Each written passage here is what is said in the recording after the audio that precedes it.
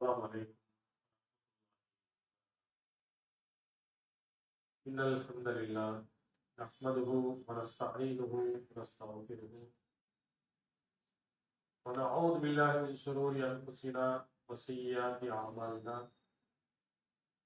من يهده الله فلا مضل له ومن يضلل فلا هادي له.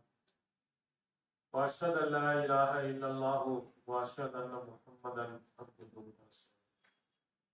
إن أحسن الحديث كتاب الله وخير الهدي هدي محمد وشر الأمور محدثاتها وكل محدثة بدعة وكل بدعة ضلالة وكل ضلالة.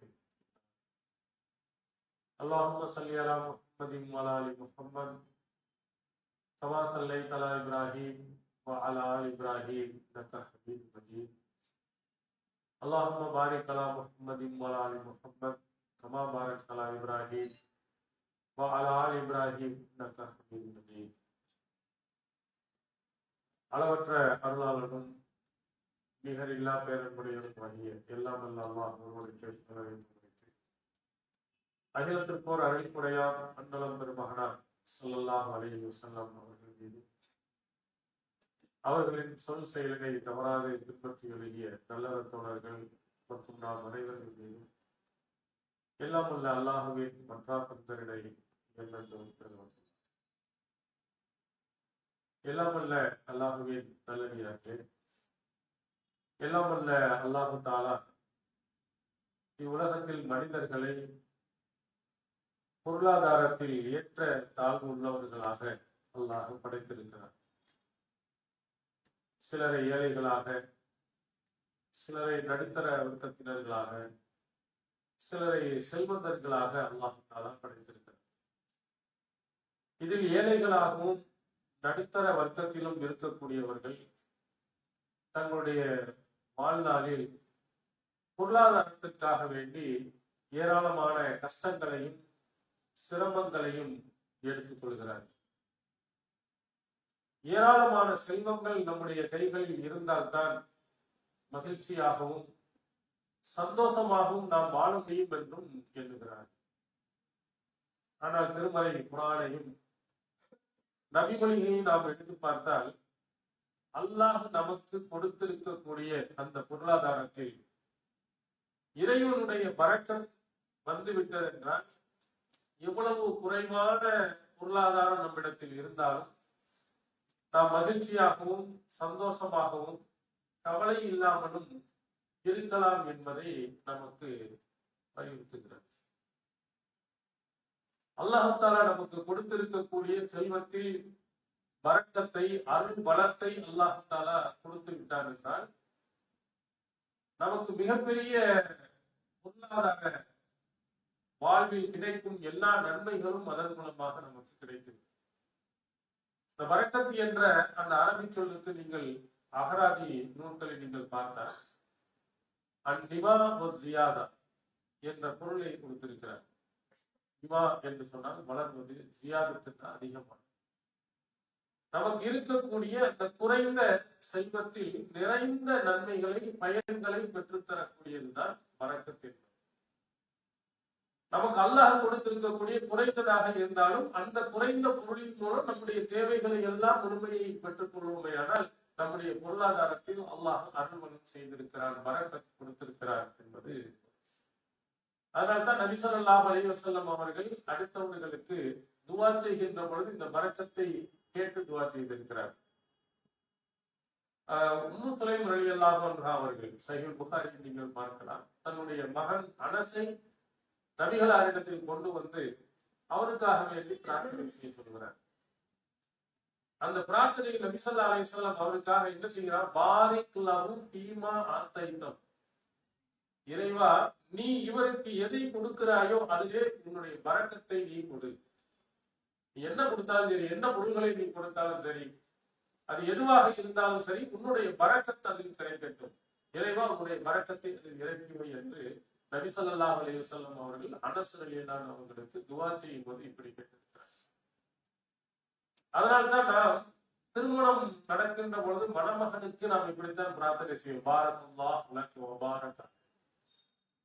உனக்கு அல்லாஹ் பறக்கச் செய்யட்டும் என்று சொல்லுவோம். காரணம், தனி மனிதனாக இருந்தவனுக்கு இன்னொரு ஒரு செலவு கூடுகிறது. மனைவி என்பவன் வருகிறார், பிறகு குழந்தைகள் வர வாய்ப்பு இருக்கிறது. இப்படி செலவினங்கள் நிறைய வருகின்ற பொழுது அல்லாஹ் உனக்கு கொடுத்ததுல நிறைய பறக்கத்தை தந்து உனக்கு கஷ்டங்கள் இல்லாத ஒரு மகிழ்ச்சியான மன நிறைவான ஒரு வாழ்வை தரட்டும் என்ற கருத்தில் தான் நாம் மணமகனுக்கு கூட இது மாதிரி பிரார்த்தனை நாம் செய்கிறோம்.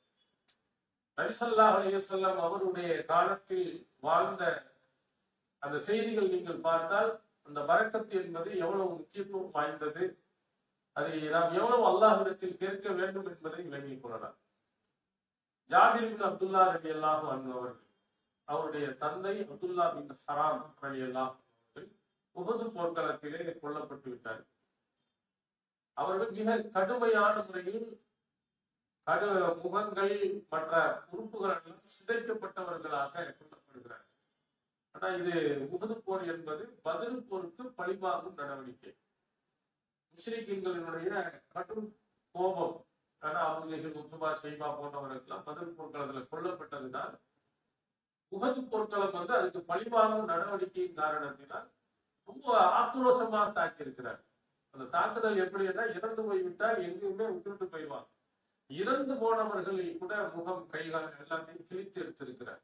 அதுல ஜாபிர் பின் அப்துல்லா ரலியல்லாஹு அவர்களுடைய தந்தை அப்துல்லா பின் ஹராமும் அவ்வளவு பூரமாக கொல்லப்பட்டிருந்தார். அதனால நபி தோழர்கள் எல்லாம் அவன் மகன் ஜாபிர் இல்லாதவங்களுக்கு அவன் முகத்தை காட்ட மாட்டேன்னு, ஏன்னா பிள்ளைகளால் அதை தாங்க முடியாது, இவ்வளவு மோசமாக கொல்லப்பட்டிருக்கிறதுனால வேண்டாம், அவன் காட்ட வேண்டாம். ஆனா அல்லாஹ்வின் தூதர் அவர்கள் அனுமதி. அதுல அப்துல்லா பின் ஹராம் ரலியல்லாஹு அவர்கள் கொல்லப்பட்ட நேரத்துல அவர் நிறைய கடன்களை விட்டு சென்றார். அதே மாதிரி நிறைய பிள்ளைகளையும் விட்டு சென்றார். ஜாபிர் ரலியல்லாஹு 9 சகோதரிகள், 9 பொம்பளை பிள்ளைய பார்க்க வேண்டிய பொறுப்பு இந்த ஜாபிர் ரலியல்லாஹு அவங்களுக்கு தலையில் தான் இருந்தது. தன்னுடைய தந்தை விட்டு சென்ற கடனையும் நிறைவேற்ற வேண்டிய பொறுப்பும் அவர்களுக்கு இருந்தது. முதல்ல தன்னுடைய சகோதரிகளை நல்ல முறையில் வளர்க்கணுங்கிறதுனாலதான் கன்னி பெண்ணை திருமணம் முடிக்காமல் கன்னி கழிந்த அனுபவம் மிக்க ஒரு பெண்ணை திருமணம் முடித்தார் என்ற செய்தியை நாம் பார்க்கிறோம். அவ கடனாளியாக இருந்தவர்கள் ஜாபிர் பின் அப்துல்லா ரலியல்லாஹு அவர்களை கடுமையான முறையில் நெருக்கடிக்கு உள்ளாக்கினார்கள். பணத்தை கொடுங்க. இப்ப ஜாபிர் ரலியல்லாஹு சொன்னாங்க, பேரித்தம்பழத்தை அவங்களுக்கு கொடுக்குறேன். அந்த கடனாளிகள் சொன்னார்கள், இந்த பேரித்தம்பழத்தில எல்லாம் உங்களுடைய கடனை அடைத்து விட முடியாது. அவங்களுக்கு எவ்வளவு கடன் என்று சொன்னால் ஏறத்தாழ 13 வசம் அளவுக்கு அவங்க கடனாளியாக இருந்திருக்கிறார். ஒரு வசத்து என்று சொன்னால் அன்றைய கால அந்த முகத்தல் அளவையில 60 சா, ஒரு சாங்கிறது 2.5 கிலோ, ஏறத்தாழ 2 டன் அளவுக்கு 2000 கிலோ அளவுக்கு பேரித்தம்பழத்தை அவங்க கடனாளிக்கு கொடுக்கணும். ஆனா இருப்பதை பார்த்தால் அவ்வளவு எல்லாம் வராது.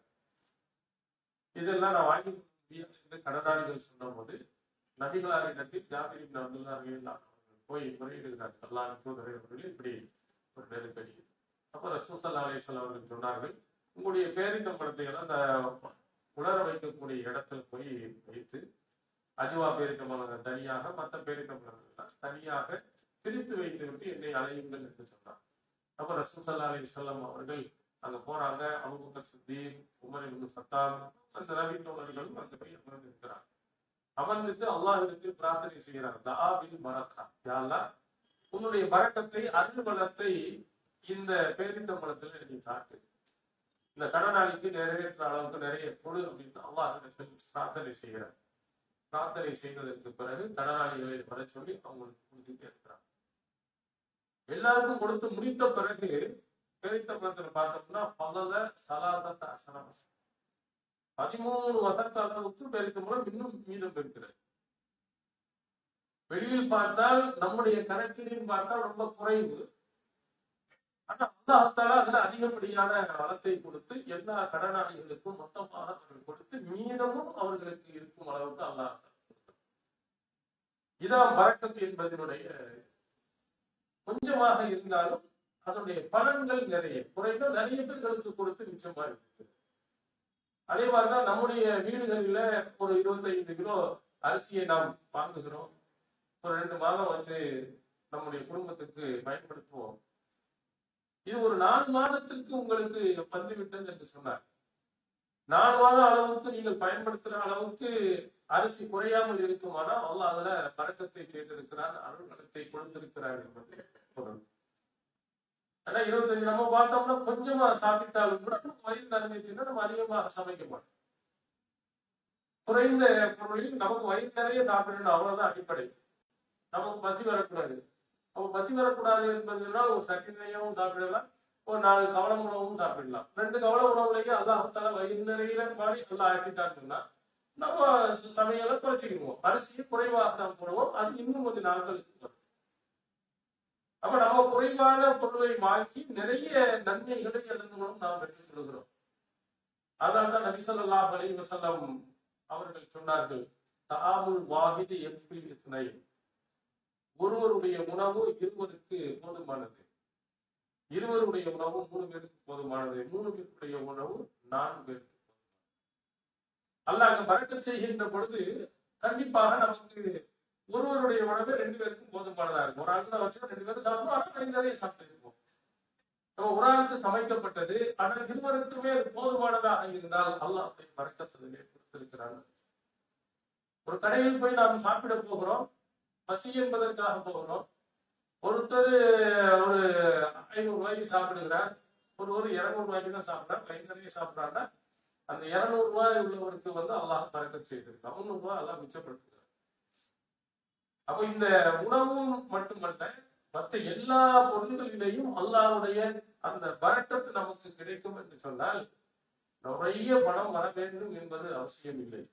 இறைவனுடைய பரக்கத்து நிறைந்த பொருளாதாரம் நமக்கு கிடைக்கும் என்றால் நிச்சயமாக நமக்கு அல்லாஹ் அதுல அறுவலம் செய்து நமக்கு நிறைய போதுமான செல்வத்தை அல்லாஹ் கொடுத்துக்குவார். அல்லாஹ் ரசூலுல்லாஹி ஸல்லல்லாஹு அலைஹி வஸல்லம் அவர்கள் சொன்னாங்க, நோன்பு காலத்துல தஸஹரு ஃபஇன்ன ஃபிஸ்ஸுஹூரி பரக்கா. நீங்கள் சஹர் செய்யுங்கள், அந்த சஹர்ல பரக்கத் இருக்கிறது என்று சொன்னார். நம்ம நோன்புக்கு முன்னால் பகல் முழுவதிலேயும் ஏதாவது 12 மணி நேரங்கள் எதையுமே சாப்பிடாமல் இருக்கிறோம். அதுக்கு பகரமாக நம்ம சஹர் நேரத்தில் கொஞ்சம் சாப்பாடை சாப்பிடுவோம். இந்த சாப்பாட்டுல அல்லாஹ் இப்படி பரக்கத்தை உங்களுக்கு கொடுக்கிறான்னா, அந்த 12 மணி நேரம் நீங்க என்ன சாப்பிடத்தினுடைய அத்தனை வளமும் அந்த சஹர் வச்சிருக்கோம். 2 வேளை உணவு குறைந்தபட்சம், காலை உணவு மதிய உணவு 2 பேர் நம்ம சாப்பிடுவோம். மகரிப் வரையிலையும் இருந்தார். ஆனா நம்ம சாப்பிட்டது 1 வேளை உணவு தான் சாப்பிட்டுருக்கோம். ஆனா அந்த 2 வேளை உணவுக்குரிய அந்த பயனை அல்லாஹ் கொடுக்கிறோம். அது மட்டுமல்ல, நம்ம காலையில் எழுந்திருச்சோம்னா டீ குடிச்சிருப்போம், இடையில நொறுக்கு தீனி நம்ம சாப்பிடுவோம், பழங்களை சாப்பிடுவோம், எவ்வளவோ பொருள் நம்ம சாப்பிட்டு இருப்போம். அத்தனையினுடைய வளமும் எதுல இருக்குன்னா இந்த சஹருக்குள்ளே அல்லாஹ் வைத்திருக்கிறார். அப்போ இறைவனுடைய அந்த பரக்கத்து இருக்கும் என்று சொன்னால் 1 வேளை உணவு கூட என்ன செய்யும்னா உங்களுக்கு 2க்கு போதுமானதாக, 2 பேருக்குடைய உணவு கூட 4 பேருக்கு போதுமானதாக இருக்கு. எப்போ இறைவனுடைய அந்த பரக்கத்து அங்கே வந்து விட்டது என்று சொன்னார். அதனால்தான் நாம் அடுத்தவர்களுக்கு கொடுக்க வேண்டும் என்ற எண்ணத்துடன் நாம் செய்யும் போது அல்லாஹ்தான் அருள் புரிகிறார். வாங்க சாப்பிடுவோம், அதான் ஒன்றும் பிரச்சனை இல்லை. 2 பேருக்கு இருந்தாலும் 2 பேரை கூப்பிட்டு வந்து நம்ம சாப்பிடும் பொழுது அல்லாஹ் மன நிறைவான வயிறு நிறைய நமக்கு அல்லாஹ் என்ன செய்து விடுவார், கொடுத்து விடுவார். அப்ப இந்த உணவிற்கும் அல்லாஹ்வின் தூதர்கள் அதில் பரக்கத்து இருக்கிறது என்று சொன்னாங்க. அதனாலதான் சாப்பிடுகின்ற போது ஒரு பயிராக இருந்தாலும் கீழே விழுந்துட்டா அதை சுத்தம் பண்ணிக்கிட்டு அதை நீங்கள் சாப்பிடுங்க. அந்த உணவுல எங்க எந்த பயிர்ல எந்த உணவுல அல்லாஹ்தால பரக்கத்து வைத்திருக்கிறார் என்று உங்களுக்கு தெரியாது. அதனால சாப்பிடல நிறைய சாப்பிட்டு மாற்று மத சகோதரர்களை பற்றி அல்லாஹ் சொல்லும் போது காபிர்கள் 7 வயதுல சாப்பிடுவான், மூமின்கள் ஒரே வயது தான். நிறைய அவன் இவ்வளவுதாவது சாப்பிட்டுட்டே தான் இருப்பான், அவனுக்கு வயிறு நிறையாது. ஆனால் மூமின்களாக இருக்கக்கூடிய முஸ்லிம்களாக இருக்கக்கூடியவர்கள் அல்லாஹ்வின் பெயரை சொல்லி நாம் சாப்பிடுகின்ற பொழுது, அதிலே பரக்கத்து பெற்ற உணவை நாம் சாப்பிடுகின்ற பொழுது நமக்கு மன நிறைவு. அதனால அல்லாஹ்வின் தூதர் அவர்கள் சொன்னார்கள், நீங்கள் சாப்பிடுகின்ற உணவுல எங்கேயாவது ஒரு இடத்துல இருக்கு, எதுல அல்லாஹ்தால பரக்கத் செய்திருக்கிறானோ அந்த உணவு எதுன்னு உங்களுக்கு தெரியாது. அதனால எல்லா உணவையும் முழுமையாக சாப்பிட்டு கீழே விட்டுறாதீங்க, சைத்தானுக்கு கொடுத்து விடாதீர்கள் என்று நபி ஸல்லல்லாஹு அலைஹி வஸல்லம் அவர்கள் சொன்னாங்க. இது நிறைய பேர்கள் இதை பரவலாக பின்பற்றுவது இல்லை. அதுவும் குறிப்பாக குழந்தைகள் விஷயத்துல நிறைய சாப்பிடணும், அங்காங்கே கொட்டி கொட்டி அப்படி ஒரு பழக்கத்தை உருவாக்காமல் குறைவாக வைத்து குறைவாக அவங்க சாப்பிட வைக்கலாம். நிறைய கொடுத்து கீழே கொட்டிவிடக் கூடாது. கொட்டிய உணவாக இருக்குமானால் தீமை செய்துவிட்டு நீங்கள் சாப்பிடுங்கள், அதுல அல்லாஹ் பரக்கத் செய்வார். இப்படி நீங்க சாப்பிட்டு பாருங்கள். இறைவனுடைய பரக்கத் அதில் வேண்டும் என்று நீங்கள் சாப்பிட்டு பாருங்கள். அல்லாஹ் தஆலா என்ன செய்வார் என்றால் அந்த உணவிலே உங்களுக்கு மிகப்பெரிய ஒரு பரக்கத்தை, அருள் வளத்தை அல்லாஹ் தஆலா அங்கே கொடுப்பான். உங்களுக்கு உணவினுடைய செலவினங்கள்ல அல்லாஹ் நிறைய குறைத்து விடும். அப்படி சாப்பிட்டவர் ரசூல் ஸல்லல்லாஹு அலைஹி வஸல்லம் காலத்தில் சாப்பிட்டவர்கள் எப்படி சாப்பிடுவாங்க, எப்படி உயிரோடு வாழ்ந்திருந்தாங்க நீங்கள் யோசித்து பாருங்க. ஆயிஷா நாயகி அவர்கள் சொல்கிறார்கள், எங்களுடைய வீடுகள்ல அடுப்பை எரியாது. முதல் பிறை பார்ப்போம், இரண்டாவது பிறை பார்ப்போம், மூணாவது பிறை பார்ப்போம்.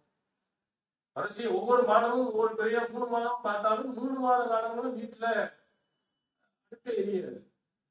3 மாத காலங்கள் ஒருவர் சாப்பிடாமல் உயிர் வாழ்ந்துவிட முடியுமா? இப்ப சாப்பிடுவதற்கு என்னதான் செஞ்சீங்க? அல்ல அஸ்வதான் 2 கருப்பு நிற பொருள், ஒரு பேரிச்சம்பழம், தண்ணி, இந்த 2ஐயும் வைத்துத்தான் நாங்கள் வாழ்ந்து வந்தோம் என்று சொன்னார். பேரித்தம்பழம் 2, 3 பேரித்தம்பழங்களை சாப்பிட்டு தண்ணீரை சாப்பிட்டுக் கொண்டு உடல் வலிமையோடு அவர்கள் இருந்திருக்கிறார். எதிரிகளை போர்க்களத்தில் போய் சந்தித்து இருக்கிறார்கள். எதிரிகளை ஓட ஓட விரட்டி இருக்கிறார்கள். எவ்வளவு விதமான காரியங்களை செய்திருக்கிறார்கள். அவங்களுக்கு திடகாத்திரமான உணவுகள் பெருசா ஒண்ணு இல்லை. ஒரு பேரித்தம்பழம் அல்லாஹ்வுடைய அருள்.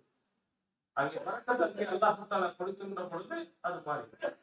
அதனால நாம் நிறைய செல்வங்கள் எல்லாம் நிறைய சம்பாதிக்க வேண்டும் என்பதல்ல, அல்லாஹ் நமக்கு கொடுத்திருக்கக்கூடிய அந்த சின்ன ஒரு பொருள் கூட இறைவனுடைய அருள் பார்வை கிடைத்து விட்டது என்று சொன்னால் அது முழுமையான தேவைகளை நமக்கு நிறைவேற்றும். அதனால ரசூல் ஸல்லல்லாஹு அலைஹி வஸல்லம் 1 2 இல்ல, எல்லா பொருள்களையும் சரி, உணவா இருக்கட்டும், ஆடையா இருக்கட்டும், வீடாக இருக்கட்டும், எதுவாக இருந்தாலும் அத்தனையிலையும் இறைவனுடைய அருள் வேண்டும் என்பதை கேட்டிருக்கிறார்.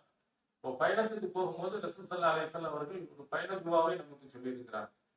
அந்த பயணத்துல எப்படி கேட்போம், அல்லாஹும்ம ஹபின் அலைனா சஃபரனா ஹாதா வத்வி அன்னா முக்தா. இறைவா, இந்த பயணத்தை எனக்கு லேசானதாக ஆக்கி வை, இதன் தூரத்தை சுருக்கி வை. ரொம்ப அழகுற ஒரு நீண்ட துஆ. அது இந்த 2 முக்கியமான விஷயத்தை ரசூல் ஸல்லல்லாஹு அலைஹி வஸல்லம் பயணம் என்பது நபிகளார் இடத்தை சொன்னாங்க, கிதாத்தும் மினன்னார், நரகத்தினுடைய நெருப்புன்னு சொன்னார். நெருப்பினுடைய ஒரு துண்டு. பயங்கர டென்ஷன். நம்ம எந்த இப்பவே பஸ்ல போனாலும் சரி, எதுல உடல் வலிமை, ரொம்ப கஷ்டம், சிரமம். நம்ம இவ்வளவு வசதியான இதுல கூட போயிட்டு ஒரு தூரமான பயணம் போயிட்டு வந்தோம்னா ஒரு நாள் நம்ம படுத்து தூங்கிடுவோம், ஒரு நாள் நம்ம ரெஸ்ட் எடுப்போம். அதுதான் அல்லாஹ்வின் தூதர் அவர்கள் அங்கே என்ன மக்காவிலிருந்து மதீனாவுக்கு போனா இருந்தாலும் 400 கிலோமீட்டருக்கு மேல் அந்த ஒட்டகத்துல அந்த பாலைவனத்துல இந்த வெயில்ல போகும். அப்போ அல்லாஹ்வின் தூதர் கேட்கிறாங்க, அல்லாஹ்விடத்தில் கேட்கிற துஆவோட வந்து இந்த பயணத்தை எனக்கு இலகுவானதாக ஆக்கிவே, தூரத்தை சுருக்கி வை. தூரத்தை சுருக்கி வைக்கிட்டா பயண தூரம் குறைஞ்சது மாதிரி இல்லை. நம்ம 1000 கிலோமீட்டர் போயிட்டு வந்தாலும் ஒரு 50 கிலோமீட்டர் போயிட்டு வந்த ஒரு ஃபீலிங் அல்லாஹ் ஏற்படுத்தும். எனக்கு அந்த மாதிரி கஷ்டம் இல்லாத அளவுக்கு இலகுவானதா எனக்கு ஆக்கிவே. ரொம்ப குறைந்த தூரத்துக்கு நான் போயிட்டு வந்தால் என்னுடைய நிலை எப்படி இருக்குமோ அது மாதிரி இந்த பெரிய தூரமான உள்ளதை சுருக்குவேன். இப்படி ரசூல் ஸல்லல்லாஹு அலைஹி வஸல்லம் கேட்கிறது. இதான் இறைவனுடைய அருள் அங்கே கிடைக்கின்ற பொழுது எத்தனை கிலோமீட்டர் ஒருவர் சுற்றி வந்தாலும் அடுத்த நாள் டான்னு வந்து வேலைக்கு கரெக்டா வந்து சேர்ந்துருவார். ஆனா ஒரு சிலர்கள் என்ன செய்வார்கள், கொஞ்ச நேரம் வேலைக்கு வந்தாலும் 1 வாரம் லீவு போட்டுருவாங்க. அப்ப இந்த மாதிரி இறைவனுடைய அருள் அவர்களுக்கு கிடைப்பதில்லை. அப்ப இந்த மாதிரி தேர்வுகள்ல யார் யாருக்கெல்லாம் கிடைக்கும் என்பதையும் நபி ஸல்லல்லாஹு அலைஹி வஸல்லம் அவர்கள் நமக்கு சொல்லி இருக்கிறார். கிடைப்பவர்களுக்கு அல்லாஹ்வுடைய பரக்கத் யாருக்கு கிடைக்கும், யாருக்கு கிடைக்காமல் போகும். இறைவனை அஞ்சி உண்மை பேசுபவர்களாக, ஏமாற்றுவர்களாக இருந்தால் அல்லாஹ் தஆலா அவங்களுக்கு பரக்கத் செய்யும். பொய் பேசினா, அதே மாதிரி ஏமாத்தினா, இவங்களுக்கு அல்லாஹ் தஆலா அந்த பரக்கத்தை நீக்கிறது. சஹீஹுல் புகாரியில் நீங்கள் எடுத்து பார்க்கலாம். நபி ஸல்லல்லாஹு அலைஹி வஸல்லம் அவர்கள் வியாபாரத்தினுடைய ஒழுங்குகளை பற்றி நமக்கு சொல்லித் தந்தார். அதுல வியாபாரி ஒருவன் கொடுப்பவனும் வாங்குபவனும் எப்படி நடக்க வேண்டும் அதை ரசூல் ஸல்லல்லாஹு அலைஹி வஸல்லம் அவர்கள் குறிப்பிடுகிறார்கள். இன் சதகா வ பய்யனா பூரிக லஹுமா ஃபீ பய்யி. அந்த வாங்குபவரும் கொடுப்பவரும் உண்மையை பேசி குறைகளை தெளிவுபடுத்திக் கொண்டால் இருவர்களுடைய வியாபாரத்திலும் அல்லாஹ் தஆலா நன்மை செய்யும். வாங்குற ஆளா இருக்கட்டும் அல்லது கொடுக்குற ஆளா இருக்கட்டும், ரெண்டு பேருமே கொடுத்தல் வாங்கல் கொடுக்கக்கூடியவர்கள் உண்மையை ரெண்டு பேருமே உண்மையை பேசினார், ரெண்டு பேருமே குறை நிறைகளை தெளிவாக பேசிக் கொண்டால், எதையும் மறைக்காமல் இருந்தால் அல்லாஹ் தஆலா அவர்களுடைய வியாபாரத்துல பரக்கத்தை செய்யும். பூரிக்கல் அம்மா ஃபீ பைஇ, அவருடைய இருவருடைய வியாபாரத்திலேயும் பரக்கத் செய்யப்படும் என்று நபிகளார் சொன்னார். இந்த வியாபாரத்தில் எடுத்து பாருங்கள், எல்லாம் பொய்யும் ஏமாற்றும். நபிகளாருடைய காலத்துல நிறைய ஏமாற்று வியாபாரங்கள் இருந்தது. அவனுக்கு அல்லாஹ் பரக்கத் செய்யும். நபிகளார் ஒரு கடை வீதிக்கு சென்ற போது கோதுமையினுடைய இதுல குவியல்ல கையை உள்ளே விட்டு பார்க்கிறார்கள். உள்ளே ஈரமாக இருக்கிறது, மேலே பார்த்தா தாய்மை இருக்கிறது. அவர் ரசூல் ஸல்லல்லாஹு அலைஹி வஸல்லம் அவர்கள் கேட்கிறாங்க, என்ன இது? அவர் வானத்துக்கான மழை பெஞ்சனால ஈரமா போச்சு. அப்போ மழை பெஞ்சனால ஈரமானதை நீ மேல் பகுதியில் வைத்திருக்க வேண்டியதானே, ஈரமானதை உள்ள வச்சுட்டு மேல காஞ்சதையே காட்டுற. இப்போ மக்கள் என்ன செய்வாங்க, காஞ்ச தானியமாக இருந்தால் தானியம் நிறைய வரும், ஈரமாக இருக்குமானால் தானியம் குறைஞ்சிடும். ஏன்னா தண்ணியினுடைய எடையும் அதுல சேர்ந்து போயிடும். அப்போ காஞ்ச தானியம் நினைத்து கொண்டு வாங்கிட்டு போயிடுவாங்க. அவர் ஏமாற்றம் நினைக்கிறீங்களா? யார் ஏமாற்றுகிறாரோ அவர் நம்மை சார்ந்தவர் இல்லை. இப்படி வியாபாரம் பண்ணி நிறைய செய்வான். இந்த மாதிரி பொய் பேசி ஏமாத்தி செய்யக்கூடியவர்கள் நிறைய பேர்கள் இருக்கிறார். நபிகளார் இன்னொரு இடத்தில் சொன்னார்கள், அல் ஹலிஃபு, பொய் சத்தியம் செய்வது நஃபிகத்துல் லிஸ்ஸலா, சரக்கை விற்க செய்யும்.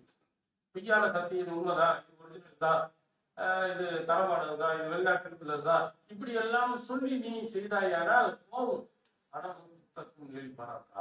வரக்கத்தை அழித்து விடும் சொன்னார். நிறைய விற்க வேண்டும் என்று நீ நினைக்கிறாய், அதை உனக்கு செஞ்சிடும். ஆனால் இறைவனுடைய அந்த பரக்கத்தை அருளுக்கும் இருக்க கொஞ்சம் நிறைய நன்மைகளை பெற வேண்டும் என்பதை அதை அழிச்சிடும். நீ உண்மையை பேசி நீ நடந்தால், முறையை தெளிவுபடுத்தி நடந்தால் அல்லாஹ் தஆலா உனக்கு அருள் செய்வார். அடுத்து சொல்ல, இன் கதவா கத்தமா முஹிகத் பரக்கத் பைஹிமா, அதுக்கு ரெண்டு பேரும் பொய் பேசி குறைகளை மறைத்தால் அவ இருவர்களுடைய பரக்கத் அளிக்கப்பட்டு விடும். வாங்குற ஆளும் போய் சொல்லுவான், விற்கிற ஆளும் இவ்வளவு ரூபாய்க்கு தானே வாங்கன்னு அவனுடைய மறதியை இதை மூலமாக்கி அப்படின்னு அப்படியான்னு சொல்லிட்டு அந்த ரேட்டை கொடுத்துருவான். அல்லது பக்கத்து கடையில இவ்வளவு ரூபா தானே வச்சிருக்காங்க, அதுக்கெல்லாம் அப்படிலாம் இருக்காது. யாரும் நம்ம கம்மியா ரேட்டை வாங்கணுங்கிறதுக்காண்டி பொய் பேசுது. வாங்குறவனும் பொய் பேசுறான், விற்கிறவனும் பொய் பேசுகிறான். இப்படி வாங்குறவனும் விற்பவனும் பொய் பேசுறீங்க என்றால் உங்களுடைய வியாபாரத்துல அல்லாஹ் தஆலா பரக்கத்தை அளித்து விடுவான். உதாரணத்துக்கு இப்படியே வித்து பல லட்சம் ரூபாய்கள் ஒருத்தர் சேர்த்து வைத்திருக்கிறான். நீங்க ஒரு 10-20 லட்சம் ரூபாய் சம்பாதிக்கலாம். உண்மையை பேசியிருக்கிறான், அவன் 10-20 லட்சம் ரூபாய் எல்லாம் சம்பாதிக்கல, அவனுக்கு இருக்கிறத மட்டும்தான் வச்சிருக்கான். அந்த 20 லட்சம் ரூபாய் பெய்ப்பு செய்யவனுக்கு அல்லாஹ் என்ன செய்து விடுவான், ஒரு நோயை கொடுத்துட்டான்னு வச்சுக்கிறோம், ஹாஸ்பிட்டல்ல போய் 20 லட்சம் ரூபாய் கட்ட வேண்டியது. உண்மையை பேசியவனுக்கு அந்த 20 லட்சம் ரூபாயும் இல்லை, எந்த நோயும் இல்லை. எது லாபம் நோக்கு? பொய்யை பேசி அதுல இருக்கக்கூடிய நன்மைகளை எல்லாம் இழந்து மருத்துவமனைக்கு கொண்டு போய் அல்லாஹ் கொடுத்து வச்சிருவான். இது மாதிரி ஏதாவது வெட்டி செலவுகளை அல்லாஹ் தஆலா வச்சிருவான். யார் உண்மை பேசுகிறானோ அவனுக்கு தேவையில்லாத செலவுகளை வைக்க மாட்டான். இந்த மாதிரி இல்லாமல் அவனுடைய பொருளாதாரத்தை அல்லாஹ் பறக்கச் செய்வான். அதான் நிறைய பேர்கள் நீங்கள் பார்க்கலாம், ஏழ்மை நிலையில் இருக்கக்கூடியவர்கள் யார்ட்டையும் கடன் இல்லாமல் அல்ஹம்துலில்லாஹ் நல்லபடியா இருப்பான். கார் வச்சிருப்பான், 2 வீலர் வச்சிருப்பான், பெரிய வீடு வச்சிருப்பான். பார்த்தா பலாயிரம் கடன்களாக வெளித்தோட்டம் தான் அப்படி பெரிய பந்தா மாதிரி அப்படி இப்படின்னு வந்துட்டு இருப்பான். ஆனா பல லட்சம் ரூபாய்கள் 10 அடுத்த கொடுக்க வேண்டியவனாக இருப்பான், கடனாளியாக இருப்பான். இந்த ஏழை ஒரு குடிசை விட்டு சாதாரண ஒரு வீட்டில் இருப்பான், யார்ட்டையும் கடனே இல்லாம இருப்பான். அவனுக்கு வருவதும் அவனுடைய பொருளாதாரம் அவனுக்கு போதுமானதா இருக்கும். இவன் நிறைய சம்பாதிச்சு ஒரு 10 லட்சம் சம்பாதிச்சான்னா 11 லட்சம் ரூபாய் செலவழிப்பான். மாசத்துக்கு 1 லட்சம் ரூபாய் கடனாளியாகவே போய்கொண்டு இருப்பான். இவர் 15,000 ரூபாய் சம்பாதித்திருப்பான், ஆனா 14,000 ரூபாய் செலவழிச்சு 1000 ரூபாயை சேமித்து வச்சிருப்பான். இப்ப இவனுக்கெல்லாம் அல்லாஹ் தஆலா பரக்கத்து கொடுத்திருக்கிறான். இறைவனுடைய அந்த பரக்கத்து இருக்குமானால் அல்லாஹ் நிறைய நன்மைகளை கொடுக்கிறான். சஹீஹ் புகாரில நம்ம இன்னொரு ஒரு செய்தி, ஒரு நபி தோன்ற ரசூல் ஸல்லல்லாஹு அலைஹி வஸல்லம் ஒரு தீனாரை கொடுத்து ஒரு ஆடை வாங்கிட்டு வர சொன்னாங்க. உடனே அவர் போய் சந்தைக்கு போய் பேசி ரேட்டை நல்லா குறைச்சி 2 ஆடை ஒரு தீனாருக்கு வாங்கிட்டு வர வழிக்கு இன்னொரு இடத்துல போய் ஒரு தீனாருக்கு இன்னொரு ஆடை வச்சுட்டார். ஒரு தீனார் கொண்டு போய் 2 ஆட்டை வாங்கி வந்து ஒரு ஆட்டை இன்னொரு ஒரு தீனாருக்கு வச்சுட்டு ஒரு தீனாரும் ஒரு ஆடும் ஒரு தங்க காசும் ஒரு ஆட்டுடன் நபி ஸல்லல்லாஹு அலைஹி வஸல்லம் அவர்கிட்ட வந்து கொடுக்குறாரு. இந்த கொடுத்த இந்த தங்க காசு இருந்தாங்க அவங்களுடைய ஆடு. எப்படி அவர் போய் வியாபாரம் செய்து அல்லாஹ்வுடைய மிகப்பெரிய ஒரு பேரொருள் உதாரணத்தினா மொத்த இடத்துல போய் 2 வாங்கி சாதாரண ஒரு இடத்துல 1 வித்துட்டு 1 லாபத்துடன் வந்து விடுறாரு. அப்ப ரசூலுல்லாஹ் தஆலஹு பில் பரக்கத் ஃபீ பை, அவருடைய வியாபாரத்துல அல்லாஹ் தஆலா அருள்வளம் செய்யட்டும் என்று அல்லாஹ் தஆலா துஆ செய்கிறார். நபித்தோழர் சொல்கிறார்கள், இவர் மண்ணை வாங்கினாலும் கூட அதுல லாபம் சம்பாதிக்கிறது. இந்த காலத்துல மண்ணுங்கிறது பெரிய லாபம், அந்த காலத்துல மண்ணுக்கு மரியாதை இல்லை. அப்போ அந்த காலம் இப்போ ஆட்டு மண்ணுக்கு டிமாண்ட் உள்ளது, அதுல பல கோடிகள் சம்பாதிக்கிறாங்க. அன்றைய காலத்துல மண்ணை வாங்கினாலும் கூட அதை வித்தால் கூட இவர் லாபம் சம்பாதித்து விடார். அல்லாஹ்வுடைய பரக்கத்து. நேர்மையாக நீதமாக சரியாக ஒருவன் நடந்து வருவான் என்று சொன்னால் அல்லாஹ்வுடைய பரக்கத்து அங்க கண்டிப்பாக நிறைந்திருக்கு. இதை நாம் மனதில் வைத்துக் கொள்ள வேண்டும். நபித்தோழர்கள் எல்லாம் அங்கே மகிழ்ச்சியாகவும் சந்தோஷமாகவும் வாழ்வதற்கு முக்கியமான ஒன்று இறைவனுடைய பேரொருள் இருந்த காரணத்தினால் அவங்க யாரும் செத்து மடிந்து விடவில்லை. சின்ன குறைந்த பொருள்களை கூட அவங்க சாப்பிட்டு சந்தோஷமாக மகிழ்ச்சியாக அடைந்திருக்கிறார். அதனால அல்லாஹ்விடத்துல நான் அடிக்கடி கேட்க வேண்டிய ஒன்று என்னன்னா, நீ எனக்கு தந்திருக்கிறதுல உன்னுடைய பரக்கத்தை கொடு அப்படின்னு நீங்க கேளுங்க. நிறைய பணத்தை கொடுக்கணும்னு இல்லை, நிறைய செல்வத்தை தான்லாம் கேட்க வேண்டிய அவசியம் இல்லை. நீ எதை கொடுத்த அந்த பரக்கத்தை கொடுத்தா முடிஞ்சு, அதுவே என்ன செய்ய நிறைய வளர்ந்து எனக்கு தேவையான சந்தோஷத்தையும் மகிழ்ச்சியையும் தந்துவிடும்.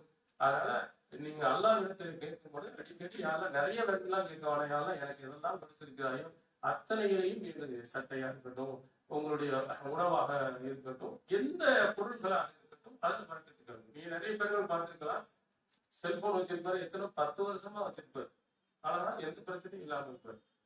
இன்னொரு ஆள் பாத்தீங்கன்னா 10 நாளைக்கு ஒரு தடவை செல்போன் மாத்திட்டே இருப்பாரு, வெட்டி செலவு தானே அவருக்கு.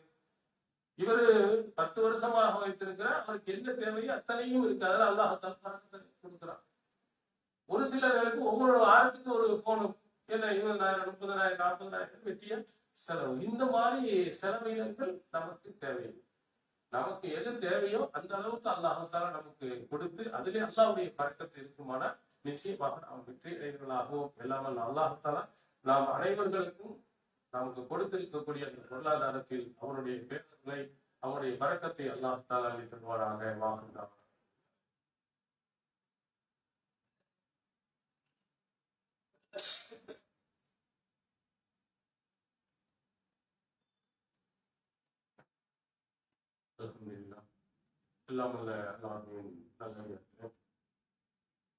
பொருளாதாரங்கள் அதிகம் இருப்பது நமக்கு பெரும் மகிழ்ச்சியை சந்தோஷத்தை தருவதில்லை.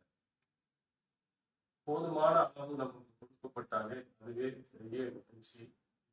நபி ஸல்லல்லாஹு அலைஹி வஸல்லம் சஹீஹ் முஸ்லிமில் இடம்பெறுகிறது, யார் வெற்றி அடைந்தவர் அது அஃப்லஹ மன் அஸ்லம வ ருஸிக கஃபாஃபன் வ தஅன்னா அல்லாஹு பிமா அத்தா.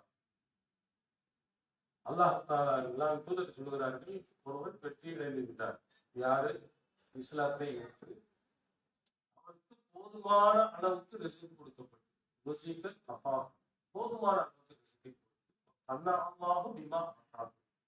அல்லாஹ் அவருக்கு கொடுத்ததை அவர் போதும் என்று ஏற்றுக்கொண்டவர். இவர் வெற்றி அடைந்து விட்டார் என்று சொன்னார். முஸ்லிம் வெற்றி அடைவதற்கு 2 முக்கியமான ஒன்று, அல்லாஹ் அவருக்கு போதுமான செல்வம். போதுமான செல்வம் என்பது என்ன? அதிகமும் இல்லை குறைவும் இல்லை. ரொம்ப ஓவராகவும் அல்லாஹ் எனக்கு கொடுக்கல, கஷ்டப்பட்டு அடுத்தவன்ட கையேந்திர அளவுக்கு கம்மியாகவும் எனக்கு கொடுக்கல. அவர் தான் போதுமான அளவு செல்வம் கொடுக்கப்பட்டவர். அடுத்தது அந்த கொடுக்கப்பட்டதை போதுமானதாக ஏற்றுக்கொண்டவர். என்ன நமக்கு வர்றது போனது சரியா இருக்கு அப்படின்னு அழுத்திக் கொள்ளாமல் அல்லாஹ் தாலா நமக்கு இந்த அளவுக்கு தந்திருக்கா. எத்தனை பேர் அடுத்தவங்க கையேந்திட்டு இருக்கிறான், அடுத்தவங்க பிரச்சனையில மாட்டிக்கொண்டு இருக்கிறான், எத்தனை பேர் கேள்விகளுக்கு பதில் சொல்ல வேண்டியதுல இருக்கிறான்.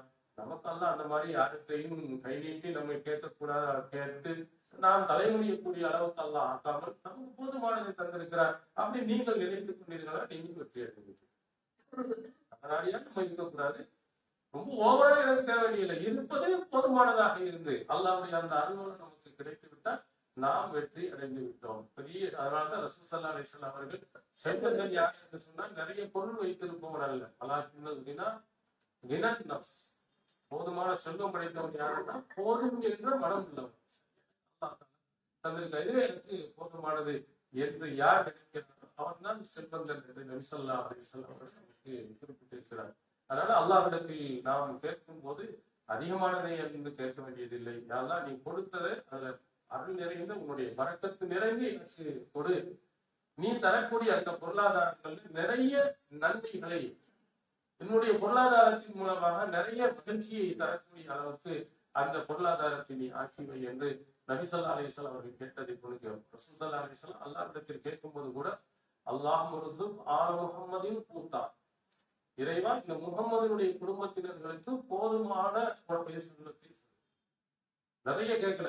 அவங்களுக்கு சாப்பாட்டுக்கு வழிக்கு எவ்வளவு இருக்குமோ அவ்வளவு பெரிய கோடி கோடி எல்லாம் அவங்க கேட்கல. அவங்க கேட்டதெல்லாம் மறுமையில் தான் கேட்டிருக்கிறார். இந்த உலகத்தில் எனக்கு தேவையில்லை, மறுமையில் நல்ல மகிழ்ச்சியாக சந்தோஷமாக இதை விடவும் அதிகமாக எனக்கு வேண்டும் என்று நபிகளார் அவர்கள் மறுமை நாள்ல கிடைப்பதை பற்றி சொன்னார். உமர் ரலியல்லாஹு அவர்கள் ரசூலுல்லாஹ்ட்ட கேட்கும் போது, இந்த பாயில போட்டு இவ்வளவு கஷ்டப்படுறீங்க, சிரமப்படுங்க, கிஸ்ரா கைசர் போன்ற பெரும் பெரும் மன்னர்கள் எல்லாம் இப்படி எல்லாம் இருக்கிறார்கள் என்று சொன்ன போது நபிகளார் சொன்னார், ஒரு வாசகம், இது இந்த உலகம் அவர்களுக்குரியது, நமக்கு மறுமை உள்ளது, இதை நீ புரிந்து கொள்ளவில்லை என்று கேட்டார்.